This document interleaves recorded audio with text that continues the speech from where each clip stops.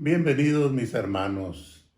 Gracias a Dios que podemos juntarnos de esta manera y participar de las cosas que Dios tiene para nosotros en su palabra. Siempre obedientes es el título del mensaje para hoy. ¿Cuál es la razón para que los que formamos la iglesia seamos obedientes? De manera definitiva, no somos obedientes por temor. En Deuteronomio capítulo 17, versículo 12, hay un mandato que obliga a ser obedientes. Escuchen, hermanos.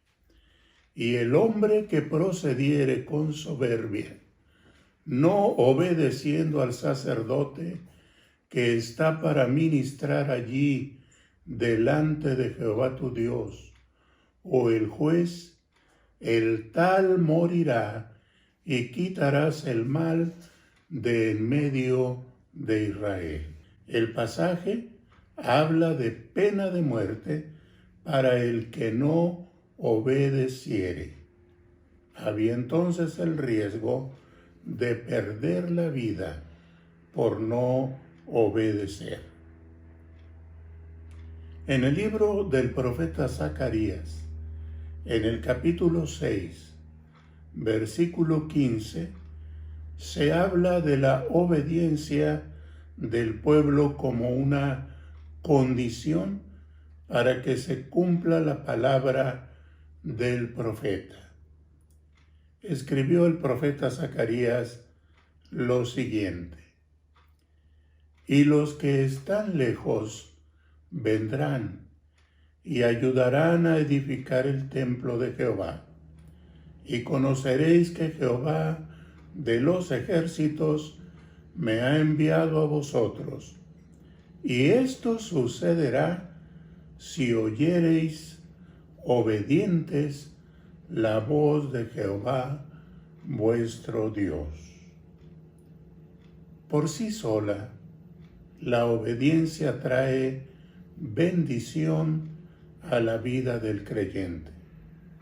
Quien obedece de corazón sin necesidad de amenazas, él tiene un corazón bendecido, un corazón dispuesto a obedecer es apreciado por Dios. Esto es precioso. Además, mis hermanos, a pesar de tener un corazón dispuesto a obedecer y que es apreciado por Dios, las bendiciones llegan en forma notoria en lo personal y aún alcanzan para los que nos rodean. Y bendecidos de esta manera, logramos los objetivos y las metas que nos hemos trazado. La obediencia del pueblo era necesaria para edificar el templo de Dios. Lo material y lo espiritual van juntos en el reino de Dios. No podemos desligar una cosa de la otra. En el reino de Dios importan ambas, lo material y lo espiritual, porque obedecemos al Rey de Reyes y Señor de Señores. Cuando un creyente obedece, entonces recibe bendición. Si es desobediente, se entiende entonces que la bendición no llega a su vida. Hay bendiciones especiales para aquellos que obedecen la palabra del Señor. En el Nuevo Testamento tenemos ejemplos de obediencia que debemos imitar. De los muchos ejemplos que hay, escogí solamente 3, pero estos 3, según mi manera de pensar, son un buen ejemplo para nosotros los creyentes. Primero, mis hermanos, tenemos el ejemplo de nuestro Señor Jesucristo. El apóstol Pablo escribió por inspiración de Dios en Filipenses capítulo 2, versículo 3, estas palabras: y estando en la condición de hombre, se humilló a sí mismo, haciéndose obediente hasta la muerte y muerte de cruz. Estas palabras se refieren desde luego al Señor Jesucristo. Voy a enfatizarlo. Voy a volver a leer el versículo. Escúchenlo bien.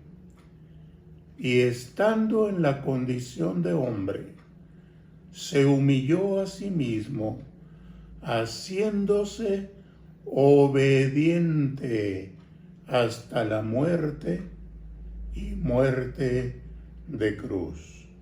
Filipenses 2:3. Jesucristo es nuestro máximo ejemplo a seguir. Luego tenemos el ejemplo de la iglesia en Roma. Romanos capítulo 18, versículo 19.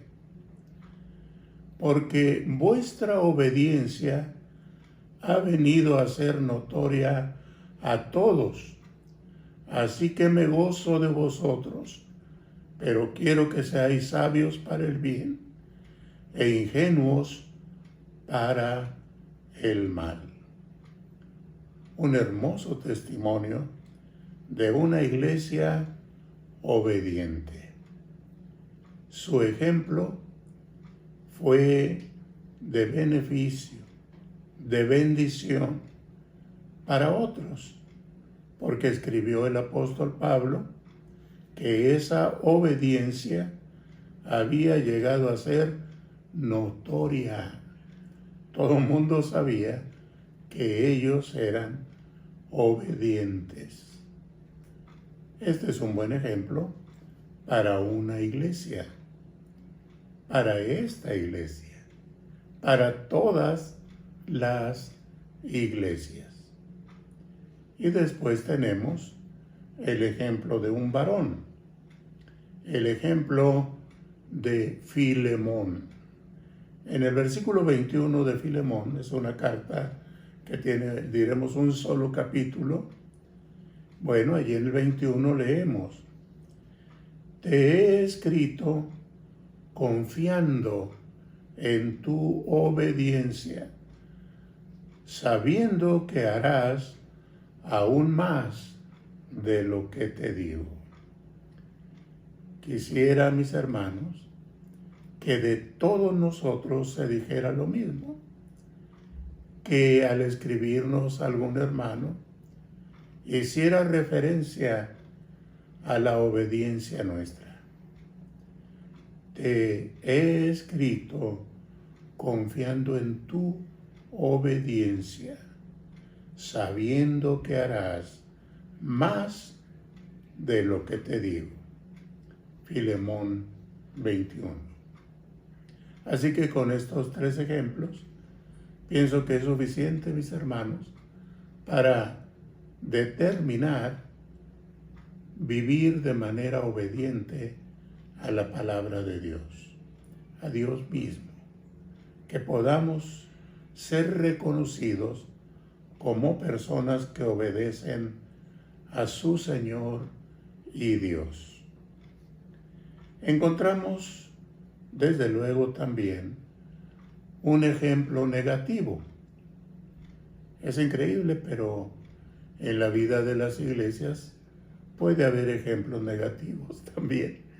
Puede haber hermanos que no estén dando el mejor de los testimonios. Esto sucedió en Tesalónica. Quiero que leamos segunda a Tesalonicenses, capítulo 3, versículo 14. Si alguno no obedeciere a lo que decimos por medio de esta carta, a ese señaladlo y no os juntéis con él para que se avergüence. De nuevo, si alguno no obedeciere a lo que decimos por medio de esta carta, a ese señaladlo y no os juntéis con él para que se avergüence. Segunda a Tesalonicenses 3:14. El desobediente a lo escrito por el siervo de Dios sufriría lo que llamamos la ley del hielo.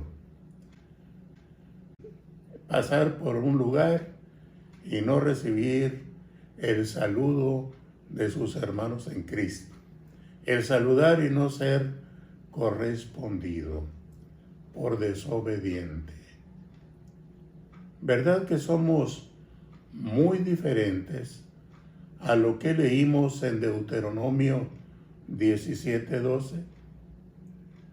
Aquí se busca que el desobediente reconozca su falla y se arrepienta. Eso es lo que nos dice de él el versículo 15 de segunda a Tesalonicenses 3. Mas no lo tengáis por enemigo, sino amonestadle como a hermano. Muy diferente a lo que leíamos en el libro del Deuteronomio. Muy distinto.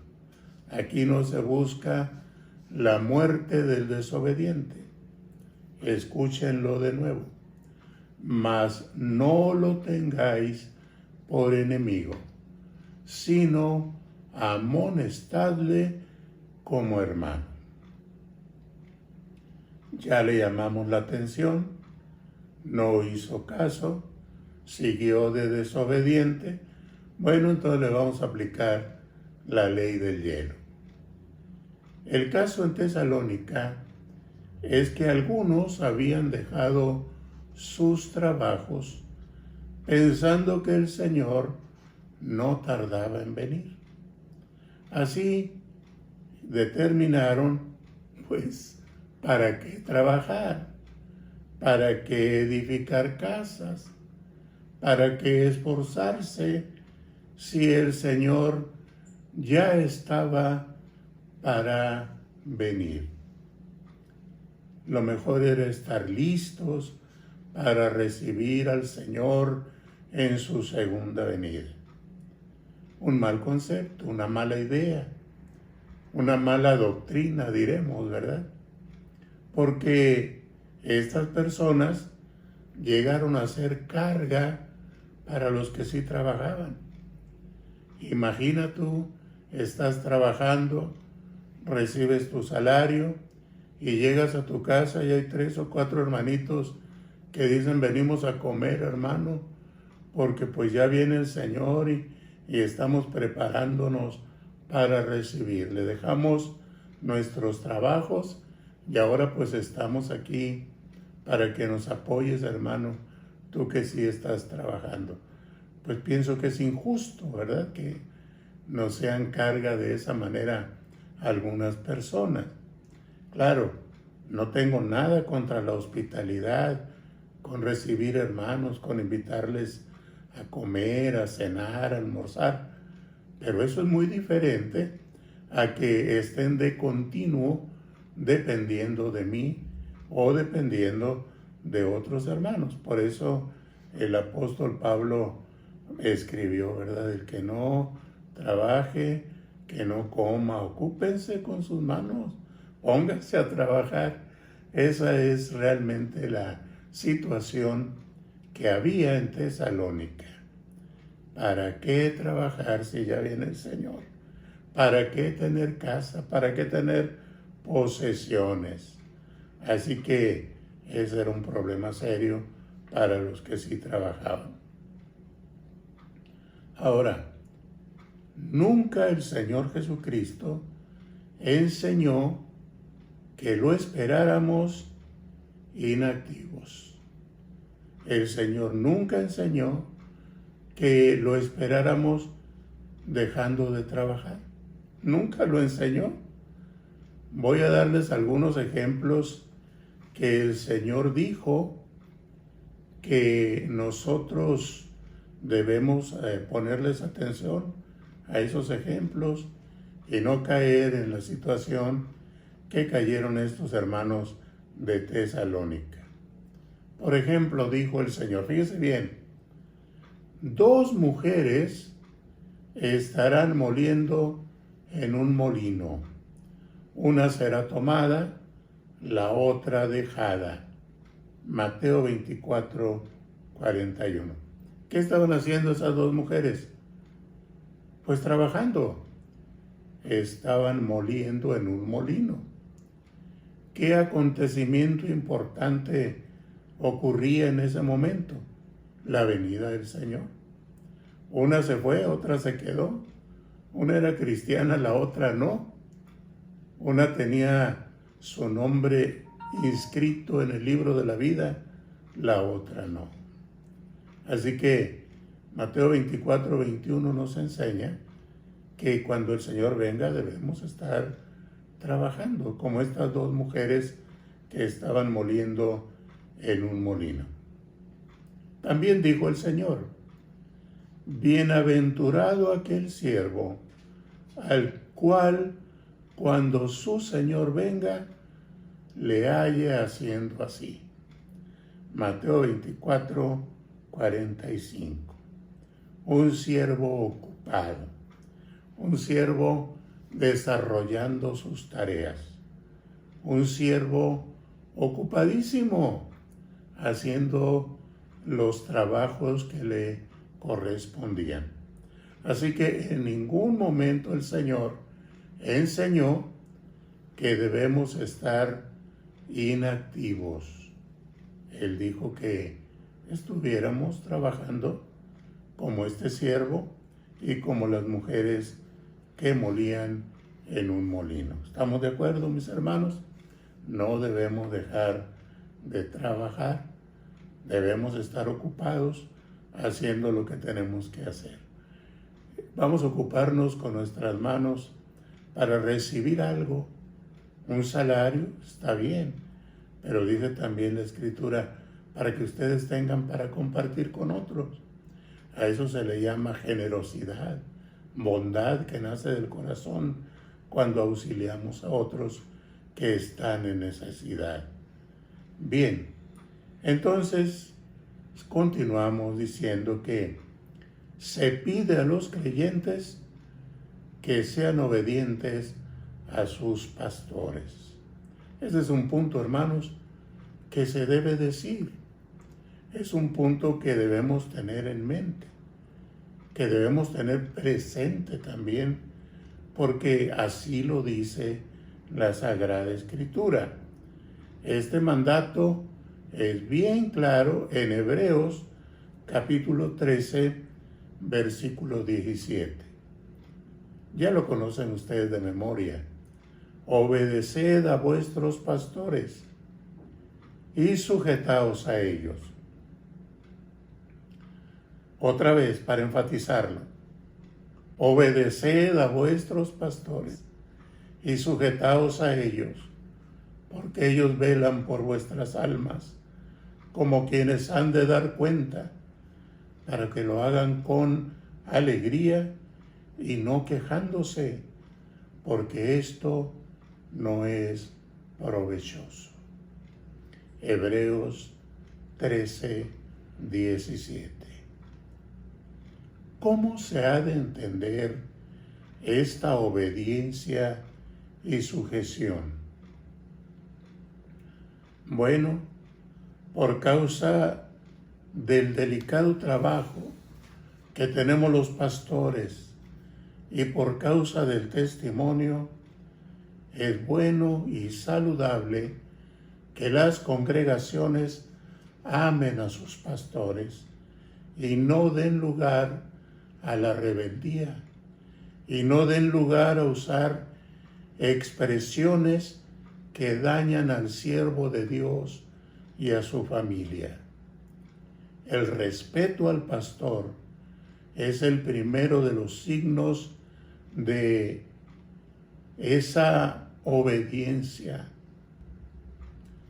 Lamentablemente, hay pastores que hablan mal de sus congregaciones y congregaciones que hablan mal de sus pastores. No debemos dar lugar a esto, pues es mal testimonio. Por lo contrario, la Biblia dice que debemos acordarnos de lo mejor que los pastores nos han dado. Hebreos 13, 17. Acordaos de vuestros pastores, que os hablaron la palabra de Dios. Considerad cuál haya sido el resultado de su conducta e imitad su fe. La autoridad pastoral es moral y espiritual. No se basa en la amenaza, ni en el coaccionar a los hermanos para que la acepten. Hay un llamado de Dios para sus siervos, y Dios los llamará a cuentas sobre su labor. Esto es lo que leemos en 1 de Pedro 5, del 1 al 4. La labor de los pastores. Cada siervo de Dios, cuando el príncipe de los pastores aparezca, entonces cada pastor recibirá su premio. El príncipe de los pastores se encargará de premiar la labor de los siervos, de los pastores. Cada siervo de Dios debe esperar ese día, no con amargura, no con temor, sino con la confianza de que quien lo llamó es quien le dará el premio a sus esfuerzos, el premio a sus trabajos. El Hijo de Dios debe estar listo a obedecer a Dios. El Hijo de Dios debe estar listo a obedecer la palabra inspirada y al mensaje dado por el pastor, por el evangelista o por el maestro. Cada uno de los siervos ha de expresar de manera cuidadosa el consejo de Dios, sabiendo la responsabilidad que tenemos al explicar y aplicar la palabra de Dios. Todavía, mis hermanos, somos llamados a andar en obediencia, sin transgredir los mandatos del Señor. Andemos así, seamos obedientes. Dios los bendiga.